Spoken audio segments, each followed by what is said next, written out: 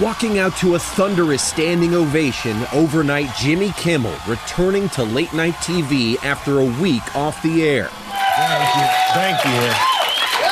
Anyway, as I was saying before I was interrupted. Kimmel's show was suspended amid apparent threats from the Trump administration following the host's comments last Monday about the ideology of the alleged shooter in Charlie Kirk's murder. Growing emotional, Kimmel now clarifying his remarks. I do want to make something clear because it's important to me as a human, and that is, you understand that it was never my intention to make light of the murder of a young man.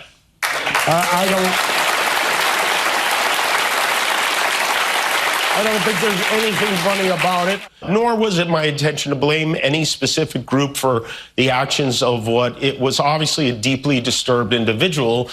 That was really the opposite of the point I was trying to make, but I understand that to some that felt either ill-timed or unclear, or maybe both. And for those who think I did point a finger, I get why you're upset. If the situation was reversed, there's a good chance I'd have felt the same way. He also praised Kirk's widow during this past weekend's memorial for her husband. On Sunday, Erica Kirk forgave the man who shot her husband. She forgave him. That is an example we should follow. But Kimmel was also back telling jokes, taking a jab at President Trump. You almost have to feel sorry for him. He did his best to cancel me. Instead, he forced millions of people to watch the show. That backfired bigly. After the taping of the show, President Trump weighing in overnight, blasting ABC's decision to put Kimmel back on the air, saying his talent was never there. Why would they want someone back who does so poorly, who's not funny? In a statement, Disney said Kimmel's show had been suspended to avoid further inflaming a tense situation at an emotional moment for our country. Kimmel shedding light on what happened behind the scenes. I was not happy when they pulled me off the air on Wednesday.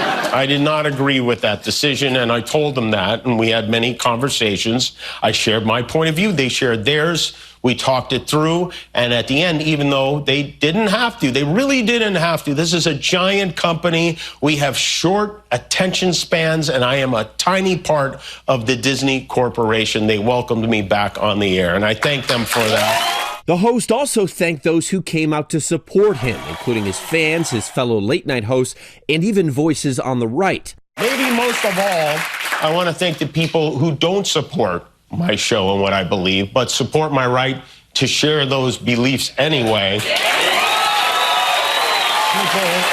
who I never would have imagined, like Ben Shapiro, Clay Travis, Candace Owens, Mitch McConnell, Rand Paul, even my old pal Ted Cruz. But not everyone was able to watch. Nexstar and Sinclair, media groups that own dozens of local ABC affiliates, are still not broadcasting Jimmy Kimmel Live. Kimmel using his opening monologue to defend free speech.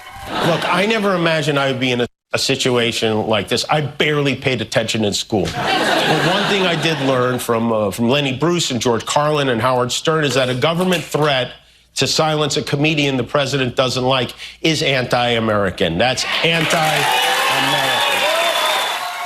And Kimmel said this situation is much bigger than him. He said his show is not important. What is important is that we get to live in a country that allows us to have a show like this. That is the point. All right. Our thanks to you, Trevor, so much.